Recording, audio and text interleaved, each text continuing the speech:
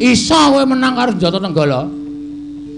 Nek Nenggala iki ampuh. Ampuhe pusaka iki saka sing gawe urip. Nek Gusti ora ngeparengake ampuh, Nenggala kaya ming wersi lumrah ngono wae. Oh iya. Ah, kowe kelingan ora critane Nabi Musa. Lho, kok tekan kono barang. Lho, iki nggo nuntun karo wong sing do keweden-keweden ngono kuwi. Critane piye? Kowe ngerti to tongkate kae. Kae nek ora diparingi firman karo Gusti Musa, tongkat kuwi tutukno Laut Merah. Kae tongkat kae ya ming kayu ngono wae, ora ana kekuatane apa-apa. Ning mergo diparingi firman karo sing gawe urip, diparingi kuwasa kekuatan karo sing gawe urip, iso mbelah laut. Nek bar go mbelah laut ki ya kae tongkat lumrah ngono wae. Iso mbengiki Gusti ora ngijabahi ampuhe Kyai Nenggala. Nenggala ora ampuh temama ning awake Petruk. Lho, sapa ora gleleng kowe? Kena Nenggala ora apa-apa. Wah, kondiang mlebu koran tutupi ireng-ireng matane. Padake penjahat Gong ora. Lho kuwi tenan ngono kuwi kok mlayu Gong? Hah? Kok mlayu? Ketoke kowe mau wani nantang karo Sinun Prabu Mandura. Aku metu njaba, kowe metu njaba, ratiku marem dene kowe iso wani nantang karo Sinun Prabu Mandura. Aku ngerti sing tok waneni ora kok blegere Sinuwun Baladewa ning watekane sing sajake ngendhak karo awake dhewe. Ning kok kowe mlayu atiku gelo. Truk? Ya dene ora mulih modar nang kene. Mergane kowe tak omongi Baladewa licik. Licik piye? Dheweke ra wani nandangi awake dhewe. Ning awe anak-anak Pandhawa, Ndara Gatotkaca, Ndara Antarja, Ndara Antasena. Ngibarate kuntul kandhake dandang kandhake kuntul. Kuwi ukara piye kuwi? Artine piye? Artine lelakon saknyatane digawe-gawe supaya awake dhewe ketok salah. Ngono ya. Terus apike mulih. Nek mulih awake dhewe seneni bapak. Petruk kantong bolong ming dituku kongkon boyong Pandhawa kok ora kelakon. Lah kuwi cilakane nang kono. Nek bapak nganti ngundhamana Petruk mendak njaluk apa-apa tak turuti kok men dikongkon bapak nggawa Pandhawa kok ora kelakon ki terus kowe iki anak sing kepiye? Wis pikiran. Yo. Nek bapak nganti ngendika kaya ngono apa atine awake dhewe ora lara? Ya kuwi. Ya kuwi piye? Terus karepmu piye? Nek cara aku wani kok. Arep anak-anak Pandhawa ki nek mbelani Ndara Baladewa, tegese anak-anak Pandhawa ki mbelani pakarti sing elek, pakarti sing ala. Awak dhewe wajib ngelingke. Nek perlu ditatake, ora usah wedi wong tuwane tuwa kowe. Nek mung karo anak-anak Pandhawa ki tak kira kowe ora bakal iso kalah. Sing ngomong sapa? Nek modar malah iso. Kowe senengane ngomong waton jeplak. Waton jeplak ora. Mungsuh Ndara Gatotkaca, mungsuh Ndara Antarja, mungsuh Ndara Antasena ki kae iki cah nom-nom ning ampuh-ampuh terus. Ora sembrono. Terus piye? Mulih. Gah aku nek mulih. Nek kowe ora gelem mulih kowe sing methukke Ndara Gatotkaca, Ndara Antarja, Ndara Antasena. Aku ya emoh. Lah kuwi jenenge wong ora ndek pilihan. Mung iso bombong ning ra wani tanggung jawab. Wis ngene wae. Piye? Aku mbelani bapak ora mung tekan lara, mati tak wujuti. Iki dharma bektiku karo wong tuwa. Terus engko nek Ndara Antasena, Ndara Gatotkaca tekan kene, nek pancen kowe ora wani aku sing nandangi. Gong jare mau ora wani. Aku wis nekat saiki, wis nggo gunane apa urip nang alam padang pendak esuk nyaur 2000, pendak sore nyaur 2000. Sane gunane aku urip. Ming dioyak-oyak bang plecit. Ha terus tak tandangane. Ning gandeng aku ora iso omong-omongan. Heeh. Aku nek omong-omongan emosi. Heeh, terus mengko nek Ndara Gatotkaca tekan kene, Ndara Antasena tekan kene takonono, arep ngopo? Nek arep nyekel awake dhewe, wanenono. Aku ora wani iki. Aku nang mburimu jawilen tak sikate terus. Wah. Iki ora mung goroh lho iki. Asli iki. Serius aku, serius tenan. Kowe wani karo Ndara Gatotkaca, Ndara Antarja, Ndara Antasena. Wani wis kepepet kaya ngene kok. Wong ki nek wis nekat apa boleh buat. Ah iya. Wis kono, omong ngono. Nek do tekan kene aku tak nang mburimu. Kowe engke lunga. Ora. Aku nang mburimu asli, aku tak toto. Ngempake mantram sakti.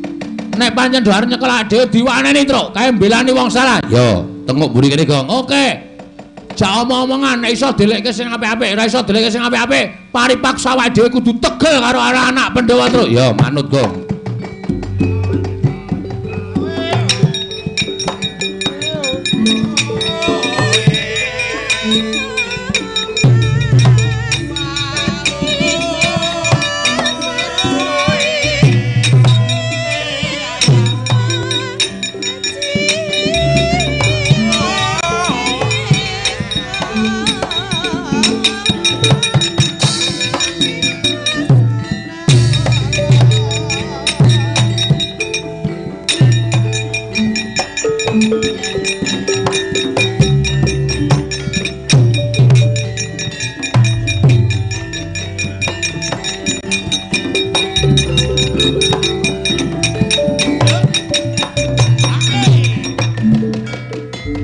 Bapak barang munggo ngayuda kebapak bawat nyobentar bawat nyobentar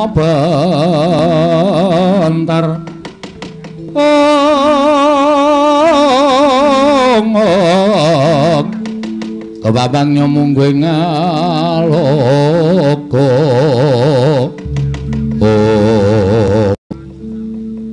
Dorontasena terus aku sing tekan kene. Kok nyuwun sewu kok kaya ora adat sabene. Pasuryane kok kaya ora seneng kali Petruk. Biasane sampeyan iku nek ketemu karo Petruk mesti gojek. Biasane nek ketemu karo Petruk mesti guyon. Kok niki kok le mandeng Petruk kok tenanan, Truk. Nun. Ku tak takoni jujur karo aku, nggih. Kowe wani karo Prabu Baladewa, kowe wani karo Siwa Mandura iya. Oh nggih, lha pripun to? Mula aku tekan kene iki diutus dening Siwa Mandura. Kine nyekel kowe mbondo tanganmu ngrincung sikilmu leboke pakunjaran mula kowe manuta dina iki Truk. Gong, ayo, Gong. Sik wetengku lara ya, Truk. Aduh. Lah piye mau jare kon jawil arep tok sikat. Wetenge lara ya, Nyuk. Wah. Iki wetenge iki mules tenan, dijak omong-omongan sik tak nyembuhke wetengku sik, Truk. Mangan apa to ya aku iki? Kok mak pendelus lara banget. Ya dimarekke sik, engko nek kira-kira mari sikat ya, Gong. Oke, jak omong-omongan sik. Ya. Nuwun sewu, Den. Sampeyan ajeng nyekel kula ming pawadan sampeyan iku diutus dening Ndara Baladewa. Ya. Nuwun sewu. Nek sampeyan iku satriya tenan, kepengin ngadili perkara niki, niku aja ming nampa pelapuraning sepihak. Tegese sampeyan ming nampa pelapuraning Ndara Baladewa. Ning mang takoni Petruk.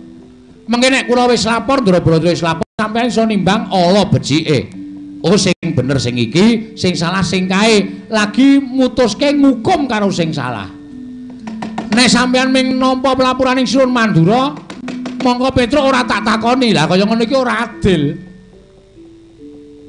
Wose kowe wani karo Siwa Mandura. Aku kula niku wani, ning sing kula waneni niku mboten watake utawi blegere Siwa Mandura. Sing kula waneni watake. Lho, perkarane apa? Lah ngoten niku kula tak matur. Nek sampeyan takon perkarane kula tak omong.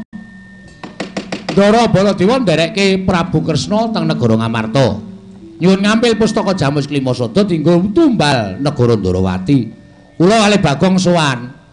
Diutus karo bapak. Bapak niku pengen bangun Pura Kencana. Ora kok bangun papan sing magrong-magrong ning bangun uripe para kawula sanegara Ngamarta, embane urip teng Pura Kencana. Kebak katentreman lan kebak kabungan, kebak karukunan. Syarate bapak kepengin dirawuhi Pandhawa 5 cacahe sinambi mundi pustaka Jamus Klimasada. Sinuwun Prabu Puntadewa nalika semanten bingung Petruk merga aku Sinuwun Ndarawati wis rawuh pengen nyuwun ngambil pustaka Jamus Klimasada. Lah niki sik luwak niki. Niki omong akeh-akeh. Ngandhake nek Sinuwun Ndarawati nuwun sewu titi sing Wisnu kok negare taman Pegebluk. Terus ngandhake meneh kedung jero iso didajaki atine menungsa sapa sing ngerti. Niku omongane Bagong. Terus sing tantang-tantangan karo Siwa Mandura niku dudu Petruk ning Bagong. Merga bapak diece karo Siwa Mandura. Lingece bapakmu piye? Ngeten iki. Petruk kowe baliya, Bagong kowe baliya. Omong karo bapakmu. Bapakmu ki wong sekeng, bapakmu ki wong melarat, bapakmu ki ra duwe, bapakmu ki kere. Kon ngilo karo gitoke. Siwa Mandura ngendika kaya ngoten niku. Coba saniki kula tak takon, sampeyan niku anake sapa? Anake Bapak Werkudara. Nek tak unekke Werkudara ki wong dlogak-dlogok. Ora iso ndodhok, ora iso linggo, ora iso basa. Sampeyan nesu mboten? Mesti aku nesu. Padha aku. Aku ya nesu nek bapak kula dunekke kere, bapak kula iku ora duwe. Terus kula nesu wonten niku kula wani karo Prabu Mandura iku ora wani karo Prabu Baladewa, ning wani karo watake. Niki saniki sampeyan iso mikir apa ora? Bener sing endi, sing salah sing sapa? Pun nek pancen kula dianggep salah, kula mang bondo, kula mang leboke pakunjaran, ora apa-apa. Nek tak pikir-pikir bener kowe, Truk. Lah kene ngerti. Kok mesti arep nyekel Petruk lho. Kok mari ya wetengku ya. Mari kok. Heeh. Kanggo ngentut mantu ngono. Ilang lelarane, ilang-ilang ora. Nek ngono iki mau aku dijlomproke karo Siwa Mandura. Kowe dikandhake luput karo negara Ngamarta. Lah, mula sok neni satriya niku kudu metung aja mung waton sendika dawuh. Ning diitung dawuh iki bener apa luput ngoten iku. Bejo sampean dereng iso nyekel kula, nek pun nyekel kula, bejo sampean durung napa-napake kula. Nek kula wis mangjotosi, mangajar nganti kula babak bundas. Sampean ngerti perkarane terus sampean getun. Apa iso lekke lara kula? Ya ngoten. Ayo omong. Ora mung plendas-plendus. Nom-noman kok ora iso benerke endi sing bener ngluputke endi sing ngluput. Truk Nun. Aku njaluk ngapura ya. Mboten napa-napa. Bagong Nun. Njaluk ngapura. Mboten napa-napa. Ning kowe urung slamet. Lho kok urung slamet? Nek aku iso tak jak omong-omongan. Ning iku sing teko Kakang Garukaca, Kakang Antarja. Kuwi angel tok jak omong-omongan, angel tok jak rembugan. Waduh. Piye, Gong? Sik aku kok migren ya. Kok rumah saku anggere ana bahaya kok migren. Ndi sing wetenge lara, matane bijil, matamu kuwi. Ana dunane matane bijil ora migren tenan, Truk. Iki sing teko arep Ndara Garukaca iki rasa lara, diadepi wong loro. Dugang raimu. Ya ora nesu. Ngono kok njuk marah-marah. Ndara Garukaca. Oh. Ndara Garukaca tekan mriki tak jaluk kaya jawani karo Ndara Ndaramu Garukaca Kakang Garukaca. Lah nek kula diajar ora usah wedi. Nek kula lara tak tambani. Nek kula mati tak uripke. Kanggo napa? Ya aku duwe banyu sungut nang kene iki. Kene tak peres metu banyune. Iso nambani wong lara nguripke wong mati. Ora usah kuwatir kowe tak tambani ning kowe aku pesen karo kowe pisan-pisan aja nganti wani karo Kakang Garukaca. Luwe-luwe kowe wani males nek dijotos aku wegah nambani kowe. Oh nggih. Wis ngono wae ya, Truk. Nggih. Gawe acara supaya Kakang Garukaca wedi karo kowe, gila karo kowe ning aja wani. Oh nggih. Piye, Gong? Wah, cilaka kowe. Piye carane, Truk? Ambo. Umpama arep Ndara Garukaca senengane model sirah. Umpama arep model sirah ben model sirahmu ya, Gong, sing wis ora kanggo. Kowe iki iso nggo medeni cah cilik e. Ora kanggo dengkulmu mlocot kuwi ora. Wis ngono wae. Nggih, lah sampean teng pundi? Aku tak ambles bumi. Kok sik. Sampeyan ngewangi war jlomprongke. Lah kula ora iso ambles bumi nyeluk sampeyan pripun? Bagong kon ngejluk lemah ping 3, mengko aku jedul. Oh nggih. Tenan niku, tenan. Ngono wae ya, Truk. Nggih, wis aku tak ambles bumi.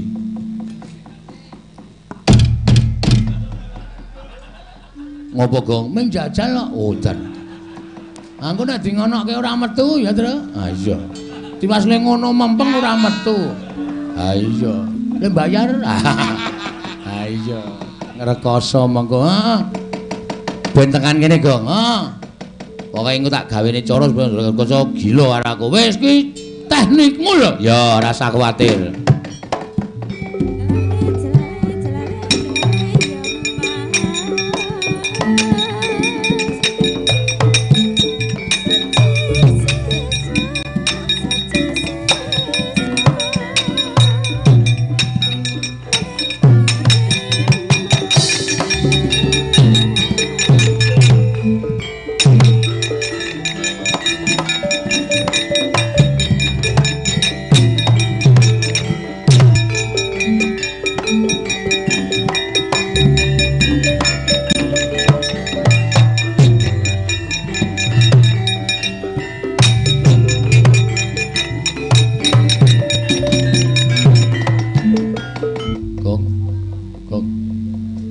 Garukaca, Gong. Gong, lho kok madhep rono iki ngopo? Ndeloke sindene ngulet-ulet sego e. Kaya enuk kae rasane. Kono iso nyambi akene.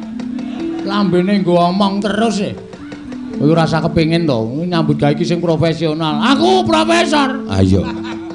Profesional kok profesor ora. Bekti kula Den, yo Petruk tak tompo. Pangastuku Tampanana. Nggih, kula pundi?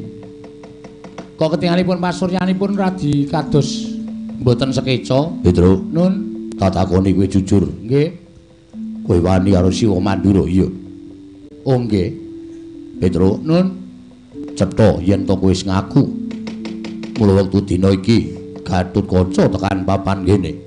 Kuwi gati mung bakal nyekel karo kowe. Kowe wis mirang-mirangke karo Pandhawa, mirang-mirangke karo putra-putra Pandhawa.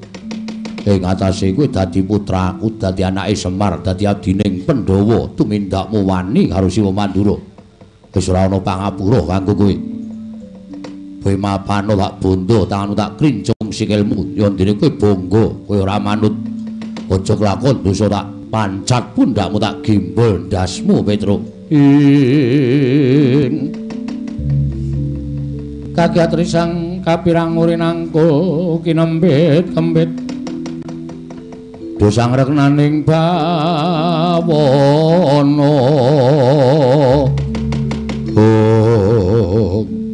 matur nuwun Den, matur nuwun sampeyan wis kersa ngendika kaya ngoten niku.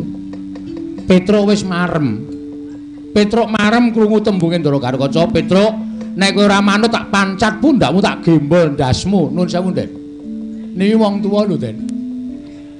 Niki niku disungkemi anak bojo pendak Idul Fitri, disungkemi dijaluki berkah, dijaluki barokah.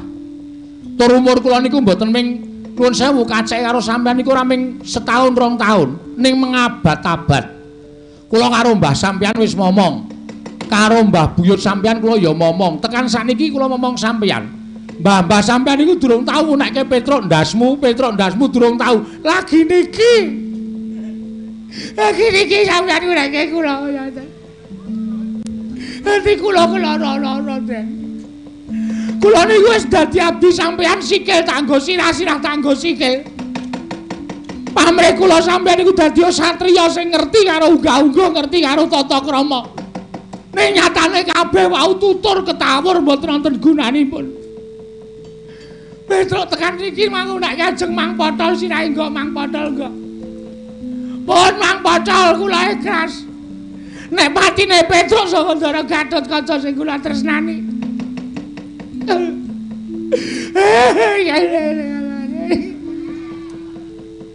Raos kula lara-lara, Den. Selagine mbahmu Prabu Pandhu Dewayana niku dereng tau ngunekke Petruk elek. Bapakmu niku sing satriya kaya ngoten niku urung tau ngunekke Petruk elek. Lah kok saniki sampeyan ngunekke Petruk kaya ngoten niku ati kula. Kaya ora duwe rasa napa-napa. Kaya ora duwe rasa diajeni babar blas. Nek sampeyan ajeng mateni Petruk monggo mang pateni ora apa-apa. Timun mungsuh duren kula timune sampeyan durene tangan lamun timun iso menang karo duren. Mesti modar. Pun kula mang pateni mboten apa-apa nek sampeyan tegel. Ning mati kula tekan swarga dipethuki karo simbah sampeyan Prabu Pandhu. Mesti ditakoni Petruk kok wis mati. Nggih, baterene pun entek. Sing mateni sapa terus? Sing mateni putu sampeyan. Jenenge sapa? Raden Gatotkaca. Anake sapa? Anake Ndara Werkudara. Kok wani mateni karo kowe? Pancen wonge kaya ngoten niku mung gugu omongane Padene Mandura. Ora metung bener karo lupute. Kaya ngapa aku tak ketemu karo Gatotkaca? Sampeyan mesti digoleki simbah sampeyan mesti. Iya.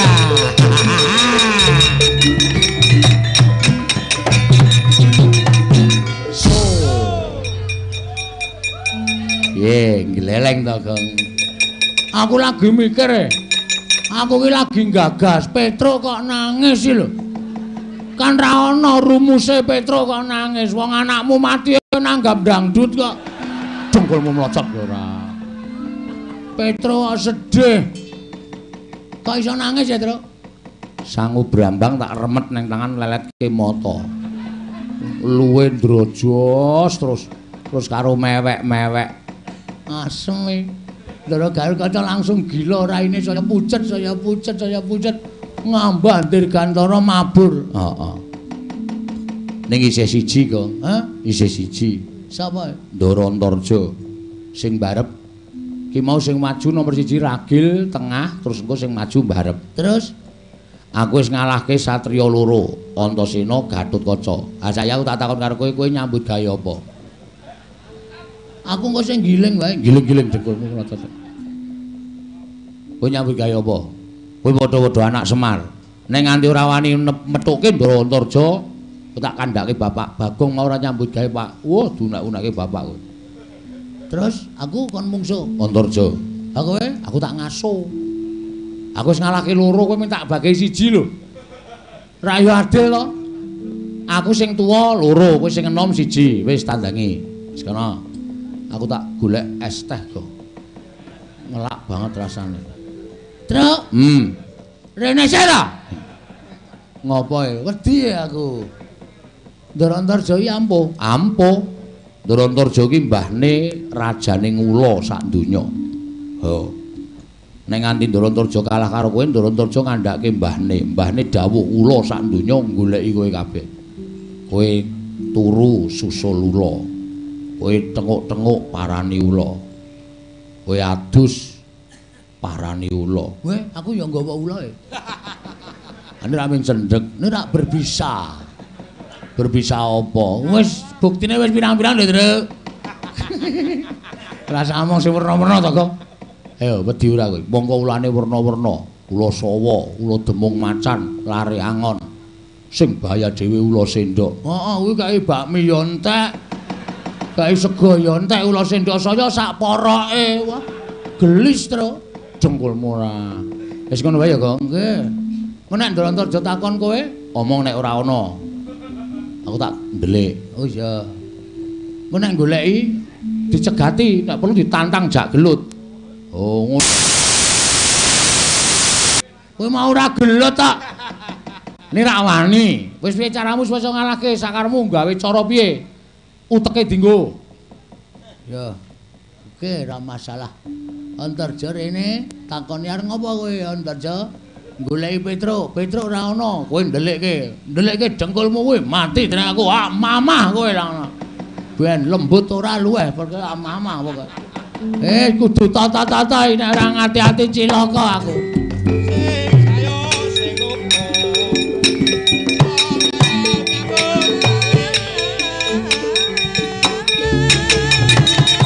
Kudus.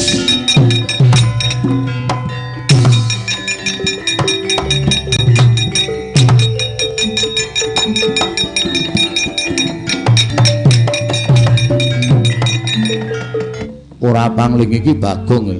Nggih. Ndara Antarja? Iya. Kok pasuryane abrit? Nesu napa? Iya. Nesu karo sapa? Karo Petruk. Terus aku goleki Petruk. Madosi Petruk? Iya. Sik, mang teng mriki sik. Truk? Sing goleki kowe. Wah, Jan. Sing goleki ket mau aku, ning kowe aja ndudohi aku. Merono. Engko ngonang-konangi.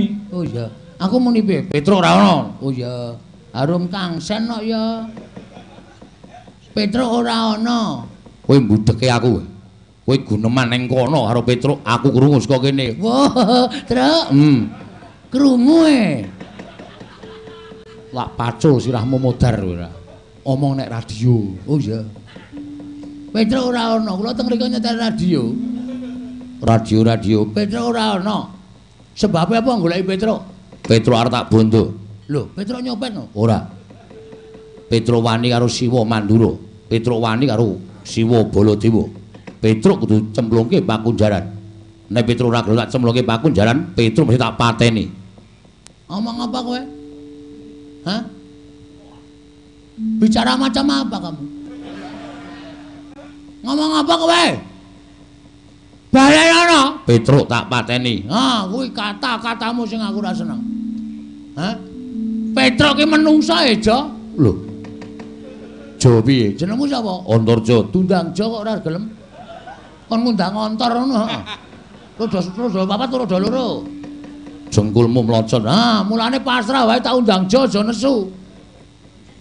Kowe ngarep mbelani Petruk. Mestine Petruk iki kakangku kowe. Petruk lara wae tak tilaki tak blonyo minyak kayu putih. Tak keroki gegere. Tak tetesi mripate. Men mari pati diame-ame. Hah?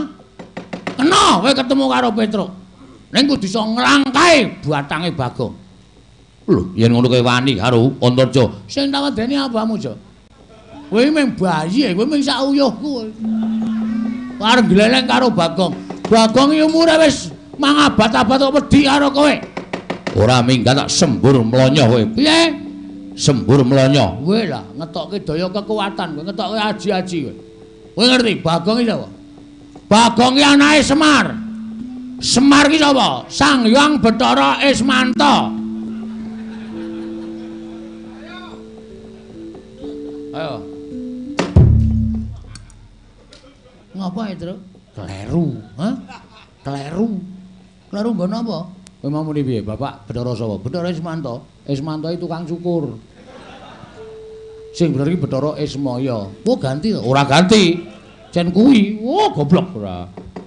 Sorry, ralat. Aku mau muni Bathara Ismanta ternyata keliru. Saiki wis ganti. Menurut KTP Ismaya. Aku anake Bathara Ismaya. Aku ki ya dewa aja, dadi kowe aja gleleng nek mungsuh karo Bagong. Kowe iso nyembur. Ning aku ya dinehi kekuatan karo Bapak Semar. Ming Bapak Semar ki wanti-wanti karo anake. Nek wis duwe kekuatan aja dienggo sewiyah-wiyah, aja dienggo sak nggon-nggon. Ning nek wis kepepet agemen kekuatanku. Bapak Semar tau cerita kaya ngono. Kowe duwe kekuatan apa? Ayo, tibakno ning Antarja. Aku ora wedi karo kowe. Sawangen telapakanku iki. Hah? Sawangen Antarja. Iki aji jenenge Aji Guntur Geni Guntur cuci motor. Iki nek tak watek telapak aku abang iki tak nggo demek diadamu ora jemblong tekan geger aja tundang Bagong. Ya ya tibakno ora wedi aku. Lho. Ora wedi kowe? Ora. Waduh cilaka iki. Sawangan sing kedua. Nek tanganku iki kuning tak tamake dadamu jemblong mati dereng aku. Ora wedi tibakno. Wah cilaka iki. Sing terakhir iki. Nek tanganku iki ijo berarti abang kuning ijo kuwi setopan perapatan. Lah tamake nang kowe ora kelakon mati aja dundang Bagong. Aku ora wedi. Sik entene. Truk, angel ya, Truk. Oh iku kudu nganggo cara piye carane ngono lho. Kaya aku mau nangis ya ora apa-apa. Kowe arep mateni Petruk? Iya. Kebangetan kowe. Kebangetan kowe, Jo. Kowe ngerti? Aku sikil tanggo sirah tanggo sikil. Niatku wis kepengin supaya kowe iki eling.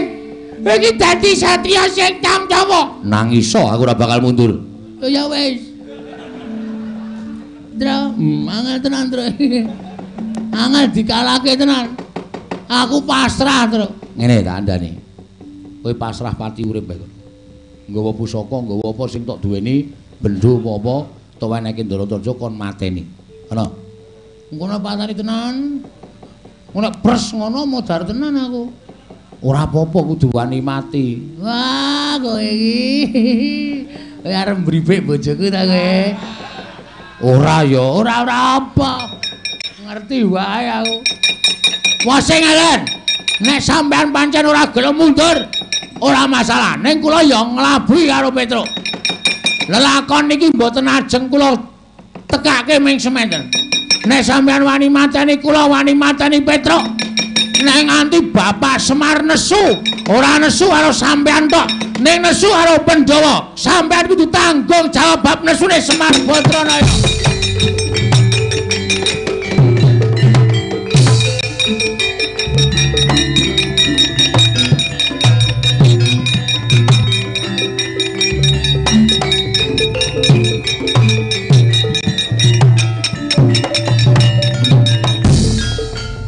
Piye, Gong? Mundur pisan. Mergane tak wedeni nek Semar nesu. Ayo ngono kuwi carane ora usah perlu dadak kanggo bingung-bingung. Kuwi mau dadak ngopo megarke epek-epek muni abang kuning ijo. Rek ae medeni ning kono ora wedi asem. Iki nek nganti wernane abang, kuning ijo, aku wis telung werna kok ora mundur. Ha iya. Mun tak tambahi putih, ayo. Do bingung sing numpak kendaraan. Numpak kendaraan dengkulmu melocot kowe ora. Sapa kae Gong joget-joget endi? Kaya apa? Lho, pentas seni ngono udu. Udu kae sing joget-joget tekan kene kae lho Gong. Wah, Pragota kae. Nek kira-kira tekan kene dipolo wong loro to. Ya.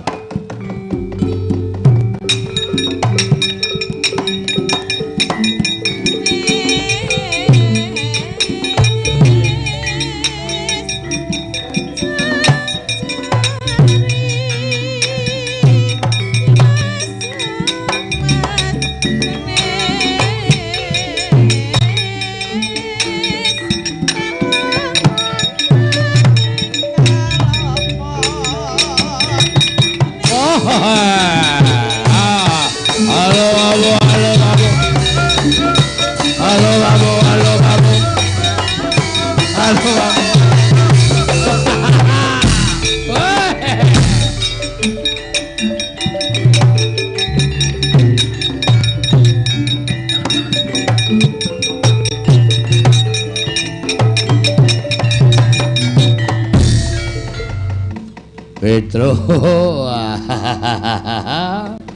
wong edan Petro wong kentir Petro wong kucluk lah cara wani karo Sinun Prabu Mandura wis jeleh nyawang gelaring jagat eseming rembulan ya Ndara Pragutaya tindak mriki nyekel kowe nek kula mboten purun lak ruda paripeksa imbane cacing kepidak menungso ngulet butuh males. Petruk menungso kedurungan rasa. Nek sampeyan ajeng nantang karo Petruk ayo tak ladeni siap Gong. Oke. Kowe maju aku kiper terus. Ya. Rasa kuwatir polo wong loro. Wah, lakon cencang jenggot kroncal-kroncal mang mriki Ndara Pragota.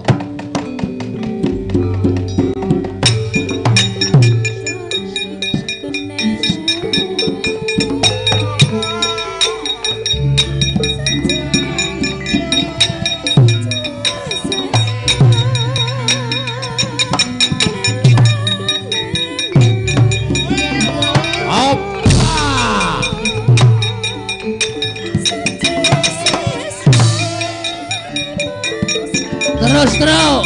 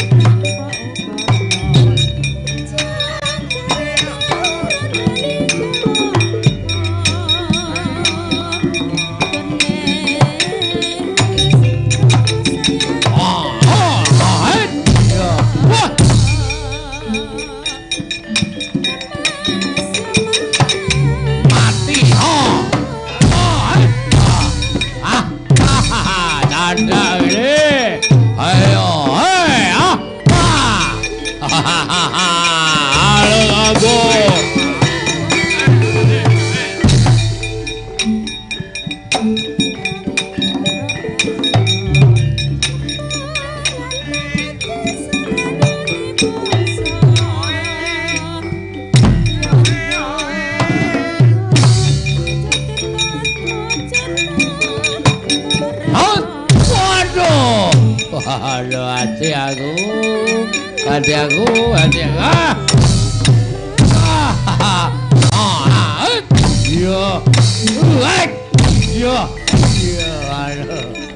Mutar aku tuh sambat.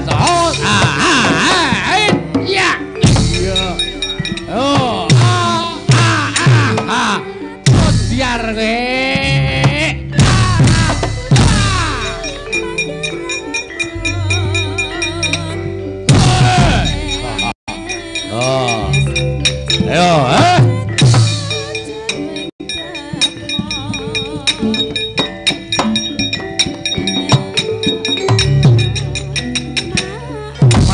Mboten iso mati.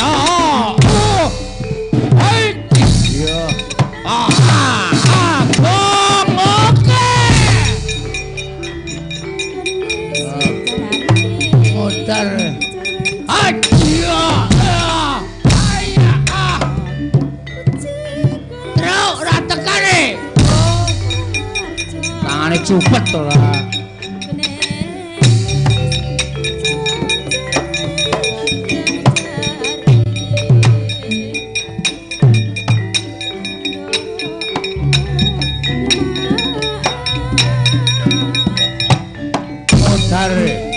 Mboten napa-napa. Modare.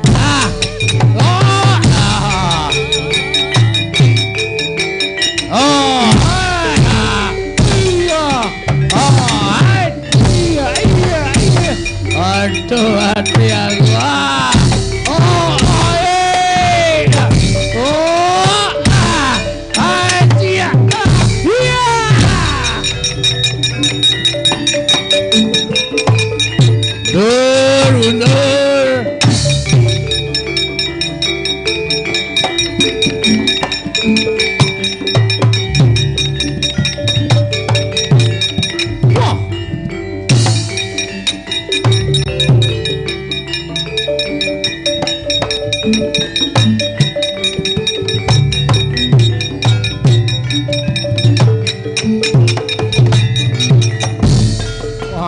Maning jajalan sukertaning para iblis lan ate Petruk ngosasik barisaning saka negara Mandura ngundurke marang para putra-putra Pandhawa Petruk kan tombol ora kena dikandhani kanthi becik Petruk Bagong ora bali marang karakan dempul wae grete nenggala mbok timbal pase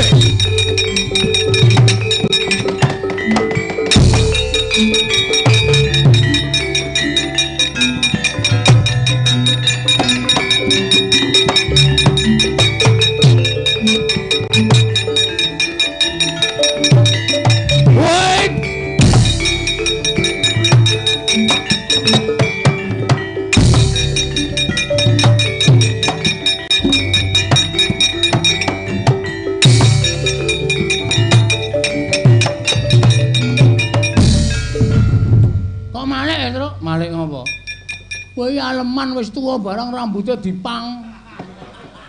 Pang dengkulmu mlojot ora. Karang sing mau ki ucul tudinge kok ya. Ucul lho? Heeh. Kok mlayu apa e? Ndara Baladewa ngamuk, Gong. Ngamuk piye? Petruk Kanthong bolong ora minggat sing ngarepaning nata Mandura Prabu Baladewa karo Bagong Gretel nenggala jeblok ketemu muni ngono. Terus nggawa nenggala mak slonong. Wah, murup saobor. Monggo pusaka kae tamakke Gunung Jugruk segara asat. Nemeng Petruk mesti modar. Mati kok. Terus kowe percaya matimu saka nenggala? Ah percaya mestine to. Berarti kowe luwih nganggep ampuh nenggala mbangane sing gawe urip. Sik to. Omonganmu kok medeni to? Ora medeni. Kowe tak takoni wangsulan. Kowe nganggep ampuh nenggala, kowe wedi nek nenggala tumama ning awakmu kowe mati. Heeh. Berarti kowe ampuhe nenggala iki ngumpuli karo ampuhe sing gawe urip. Uripmu saka nenggala, ngono apa piye? Ya ora. Uripku saka sing paring Gusti sing karya jagat. Nah, nek kowe iso wangsulan ngono iku kudune kowe iso mikir, pati uripe menungsa ora gumantung saka pusaka. Ning pati uripe manungsa gumantung saka sing gawe urip. Ngono.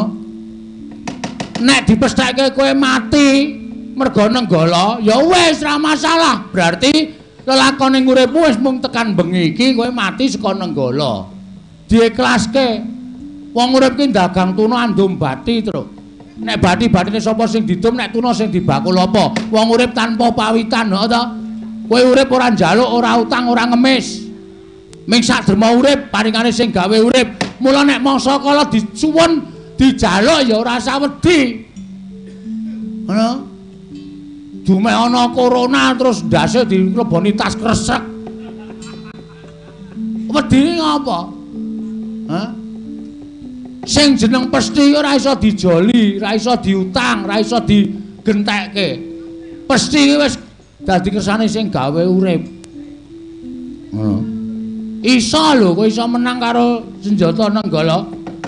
Iso kowe menang karo senjata Nenggala. Nek Nenggala iki ampuh. Ampuhe pusaka iki saka sing gawe urip. Nek Gusti ora ngeparengake ampuh, Nenggala kaya ming wersi lumrah ngono wae. Oh iya. Ah, kowe kalingan ora critane Nabi Musa. Lho, kok tekan kono barang. Lho, iki nggo nuntun karo wong sing do keweden-keweden ngono kuwi. Critane piye? Kowe ngerti to tongkate kae. Kae nek ora diparingi firman karo Gusti Musa, tongkat kuwi cuthukno Laut Merah. Kae tongkat kae ya ming kayu ngono wae, ora ana kekuatane apa-apa. Ning merga diparingi firman karo sing gawe urip, diparingi kuwasa kekuatan karo sing gawe urip, iso mbelah laut. Nek bar go mbelah laut ki ya kae tongkat lumrah ngono wae. Iso bengi iki Gusti ora ngijabahi ampuhe Kyai Nenggala. Nenggala ora ampuh temomo ning awake Petruk. Lho, sapa ora gleleng kowe? Kena Nenggala ora apa-apa. Wah, kondiang mlebu koran tutupi ireng-ireng matane. Padake penjahat gong ora. Lho kuwi tenan ngono kuwi kok. Wis kene. Tak tandangane ben ora apa-apa mati mbok ben. Nyo. Titip, Bong. Apa? Dompet. Dompet kuwi kekno bojoku. Heeh. Kok nek aku ora mulih 3 dina, kon nylameti 3 dina tekane 1000. Oh iya. Dong to kowe paham. Terus anakku sing mbarep kae arep mlebu perguruan tinggi. Tulung ya go ngopenono nek ora ana ragat dolno Tegal ngarep omah kae. Iya. Ben anakku sekolah sing pinter. Heeh. Terus sing nomor 2 iki arep mlebu ning SMP. Kuwi sesuk dolno Pekarangan wetan omah kae. Oh iya. Sing nomor 3 ki arep mlebu TK. Heeh. Kuwi dono sawah nggonmu. Lho. Kok nggonku? Ha kowe iki like iki arep ngopo nek ora ngragati karo ponakane? Oh iya. Ya wis tak dolke sithik wae wong ragat TK ki sethithik. Ya. Sing baku ngragati. Heeh. Goleke pusaka, Gong. Hah? Goleke pusaka. Apa? Sak-sake.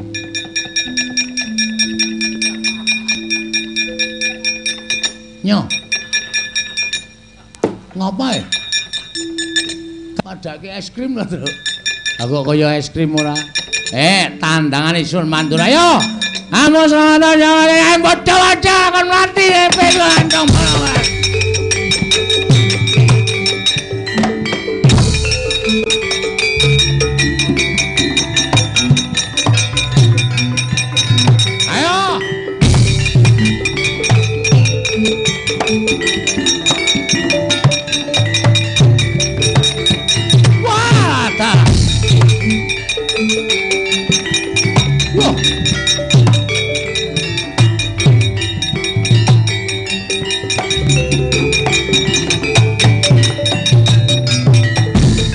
Panuswaring jajaran sekretaning bawana iblis lalate lho. Kowe ngembari marang panguasane Nata Mandura ora mula dewa. Iki Kyai Nenggala pamunahing Satru Sekti. Ha iki Kyai Ndlunting Kesuma. Wah, dalah. Yen ngono kowe wani ora bola dewa sing tawedeni apa? Lakon tinjung akhirat nyawamu kowe.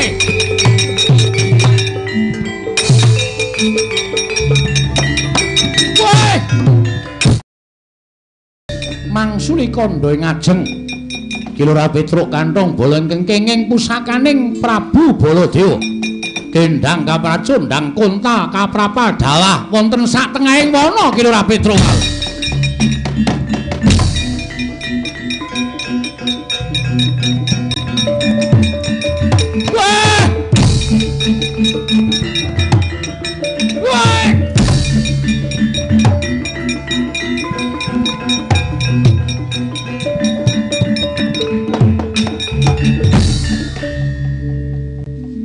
Dikae urip aku karo sing gawe urip kena Nenggala ora kok aku iki mati ning kok sok kuntal kaprapal kendang kapracundang. Lah. Ha ning kok tiba ning alas ngene iki yo arep ngopo aku. Monggo ora ngerti kiblat. Ora ngerti lor kidul wetan kulon. Lho. Apa iki? Lho. Apa iki?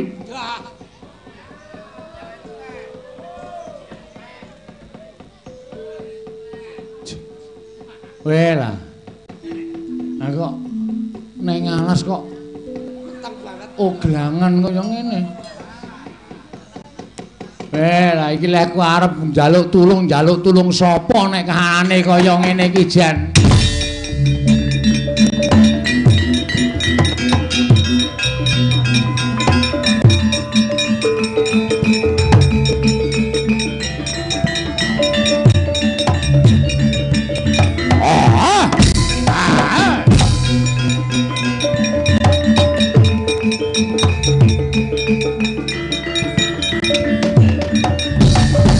Kutha Pandhawa tata Kadiwisraya Indriyaksa Sara Maruta ing malah diparani gendruwo kaya ngene. Mudyarang Petruk pripun? Kok sampean ngerti kula? Ya, aku wis ngerti karo kowe. Sampeyan sapa? Apa kowe pangling karo aku, Petruk? Apa kowe wis lali karo aku? Mboten perkara lali, mboten perkara pangling. Wong ragi ketemu iki kok muni lali, muni pangling. Kowe tau urip karo aku pirang-pirang abad kepungkur. Sadurunge kowe dijaluk karo Semar. Kelingan apa ora, Petruk? Wah, lah dalah. Eman-eman temen nggonku wis gula wenthah karo kowe. Jebul tinemune kowe saiki ora eling karo aku. Mangke riyen to? Sampeyan sapa? Kowe tau urip ana ing bangsaning jim karo aku. Walah, bapak to sampeyan, Pak.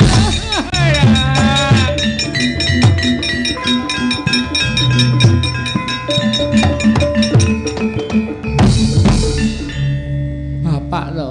Iya. Begawan Salantara.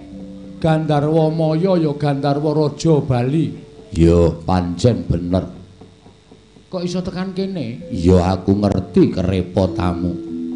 Saniki sampean ngasta teng pundi? Lho. Ngasta piye? Nyambut gawene. Aku dadi dewa, Petruk. Wah, malah blereng aku njuan. Saka peteng terus neng Padang. Mataku dadi ciut banget ngene. Iya. Nggih. Kersane kowe nandhang kerepotan, mula tumuli aku medhun mapake kowe. Nggih. Petruk, wonten dawuh, kowe tak tulungi. Carane jero ngalas kaya ana sendhang jenenge Sendhang Malih Warna. Kowe nyemplunga sendhang aja wujud Petruk kaya ngene. Terus wis to manut aku. Nggih, manut mawon, Pak.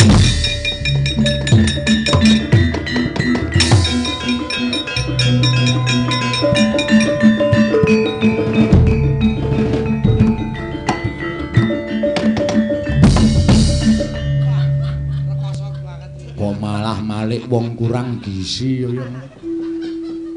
Dados inggih kaya ngenten iki. Ajeng dipripunke melih wong niate kepengin dadi bagus malah rupane ting pletot kaya ngene. Ya wis ora apa-apa. Nggih. Kowe nganggo jeneng Demang Cakrawangsa. Demang Cakrawangsa. Ya. Wis aja lunga-lunga saka kene. Yen ana Nalindra tekan kene njaluk tulung karo kowe tulungono. Ngestakaken jawuh. Srana kuwi kowe bisa nemu pepadang lan ketemu karo bapakmu Semar meneh. Oh nggih, ngestakaken jawuh. Bapak ajeng tindak pundi? Aku tak bali neng kayangan. Nggih, mbok ninggali sithik-sithik. Ora ana, dewa ora nyekel dhuwit. ATM nggih purun. Ora ono aneh-aneh wae.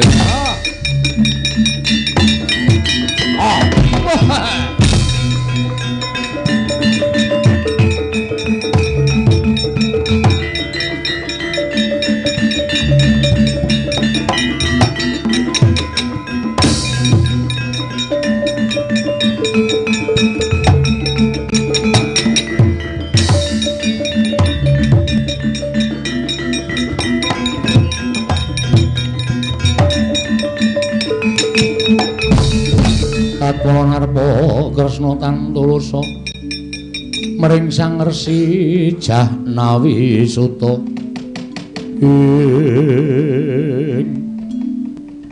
Nuwun sewu menika wonten Alendra ingkang rawuh wonten mriki panjenengan sinten Prabu Kresna lho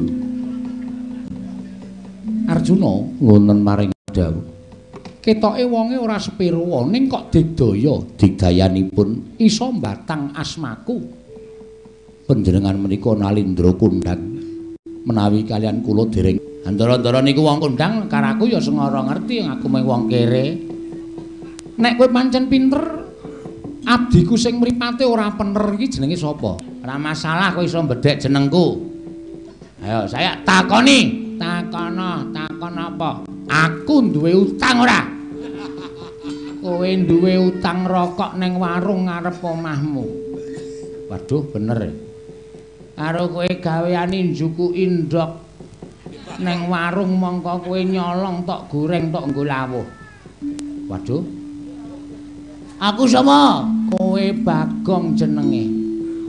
Kowe wingi bar njukuk mentroke tanggamu. Malah kebedhek kabeh, Gong, malah cilaka awake dhewe. Kowe sapa, Penemban? Kula menika sanes pendhita ning kula Demang. Demang? Nggih. Jenengmu sapa? Nami kula Cakrawangsa. Cakrawangsa kasinggihan.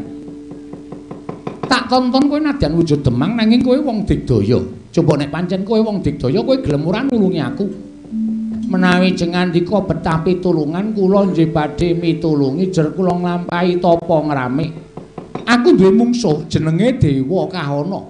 Kuwi sing nyolong pustaka Jamus Klimasada. Yen kowe iso mateni karo Dewa Kahana, kowe bakal tak paringi apa sing mbok jaluk. Kula kersa nulungi ning kula mboten nyuwun napa-napa, ning bakal tak paringi. Panjenengan badhe maringi napa? Kowe tak wenehi pekarangan omah. Gelem apa ora? Estu napa? Tenan. Pekaranganipun sinten omahe sapa? Omahe baturku jenenge Petruk, wonge wis mati. Engko peken, gelem apa ora? Sak bojo. Aseme. Kita iki genti males karo lenggahku njeng badhe ngrebat pustaka Jamus Klimasada.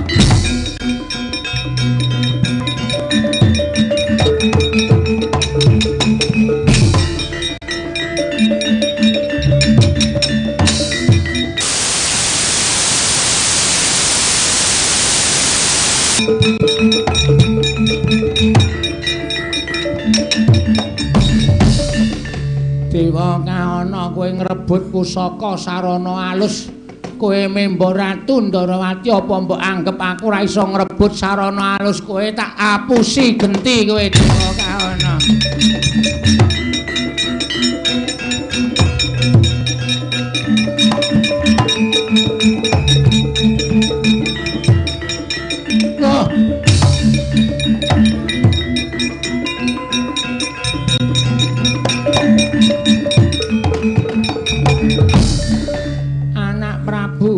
Dewaning Rat inggih Penemban. Kok wonten riki Penemban? Kula menika bingung. Panjenengan menika wis iso ngrebut pusakaning Pandhawa. Pendak-pendak kula perang kalah dadak mlayu wadul sampeyan. Sampeyan maju nggawa pusaka. Kula perang melih, kalah malih, mundur wadul sampeyan. Sampeyan maju nggawa pusaka. Sakmenika ngaten mawon. Nek pusaka kula beto mawon pripun? Nyonya, tampanana nggih ora usah kuwatir.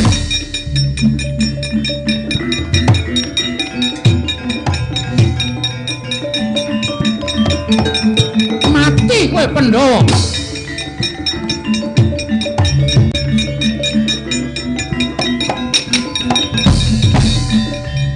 Kowe tukang ngapusi ning kalah pinter karo aku.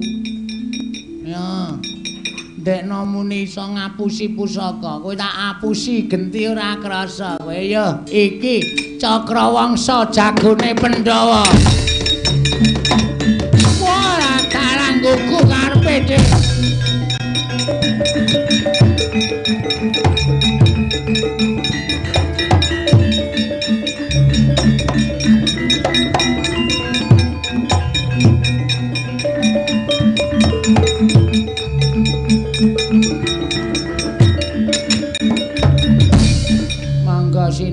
betul. Lah kok cepet banget. Lah niku nek nyambut gawe CK-50 tok iya ya. Matur nuwun, nak tampani ya Cakrawangsa. Nggih. Piye sida njaluk bebungah ora? Pekarangane Petruk, omahe Petruk apik, tur bojone ya rada lumayan piye? Namane aneh-aneh jenengane. Ngajari namane ora usah aneh-aneh kowe. Kae pendhitane pateni sisan nyuwun pangestu sinuwun.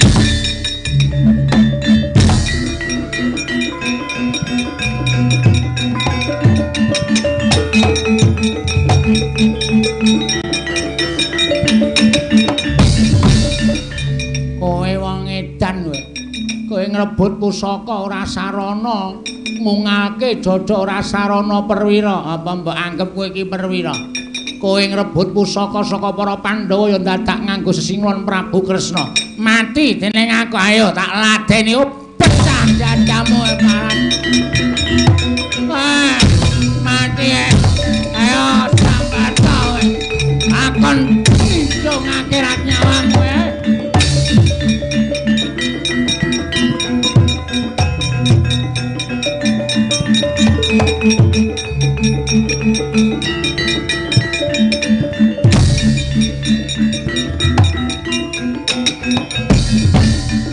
Iki sapa iki? Ana wong kok bentuke kaya Vespa. Kok kepruk watu sirahmu mudhar. Kowe kok dadi kaya ngono kuwi sapa sing gawe? Lho, aku ora tepung karo kowe kok ndadek-ndadekke. Nek liyane Semar ora ngerti, nek Semar bapakmu ki weruh. Salin ora kowe? Ora salin tak cemplungke kali. Syukur Petruk kowe ijek urip cah bagus. Aduh aduh.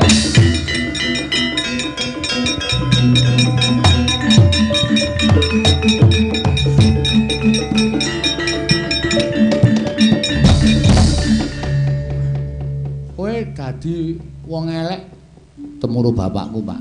Sapa? Gandharwa Raja Bali. Terus didandani kon malik kaya Demang mau terus aku dikon njaluk pustaka Jamus Lima Sada. Pustaka wis iso bali. Wis. Lah kok kowe tiba mungsuhe abot, Pak. Jenenge sapa? Dewa Kaana. Minggir tandangane wae.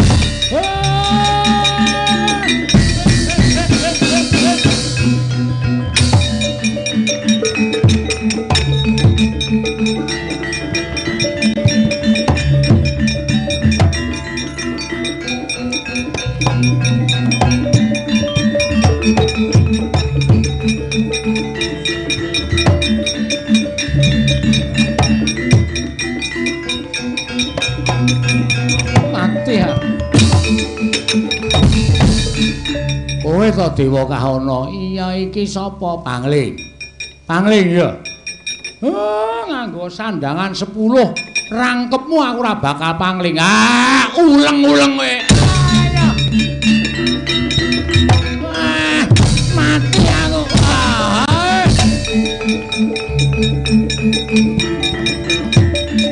Mati aku tobat.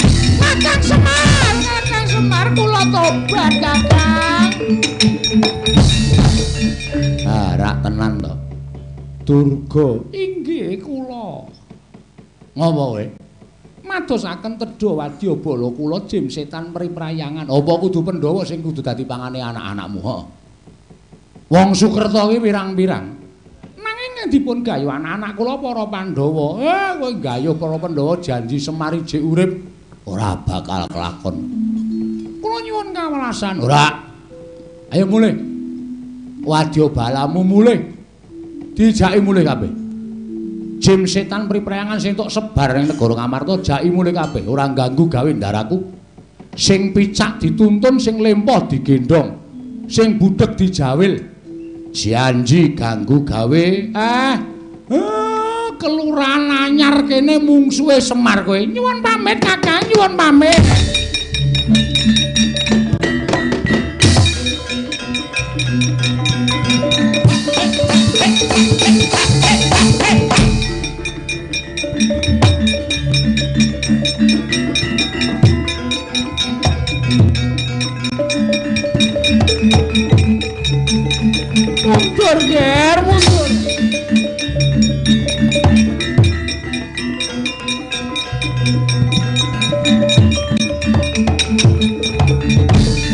Kados pundi Kanjeng Ibu Dewa Srani anakku cah bagus. Sing tunggu wis ngamuk, Ngger. Sing tunggu wis ngamuk. Sinten? Iki Kakang Semar. Mundhak kewirangan bali wadyabala ditekuk penjalin. Bali kabeh aja ning kengkeri ya, Ngger.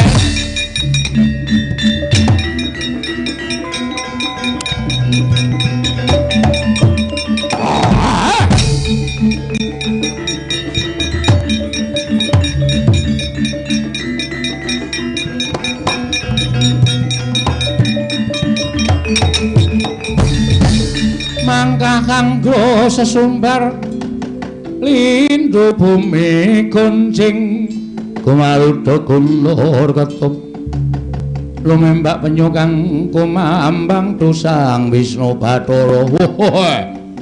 Wadyabala ora ana ingkang jijir. Ratu Gustiku kewirangan. Pandhawa njaluk getih setetes daging setampel.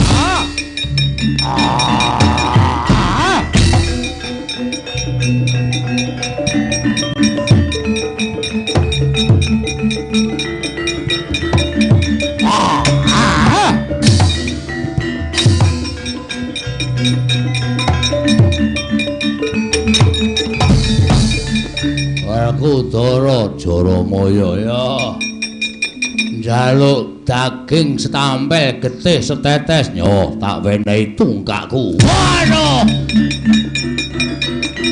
Oh.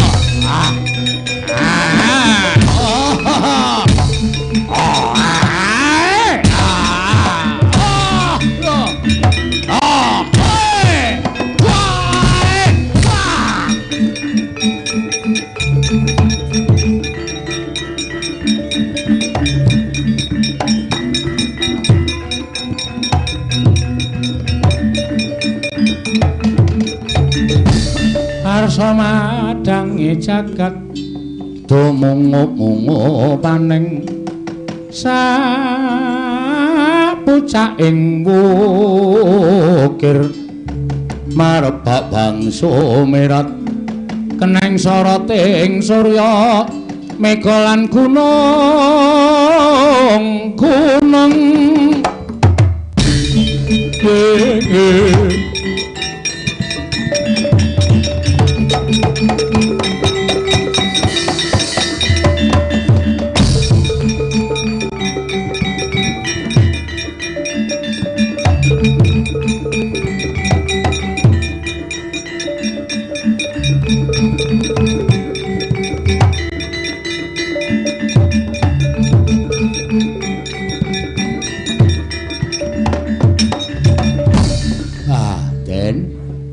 wewangunan pura kencana pun paripurna.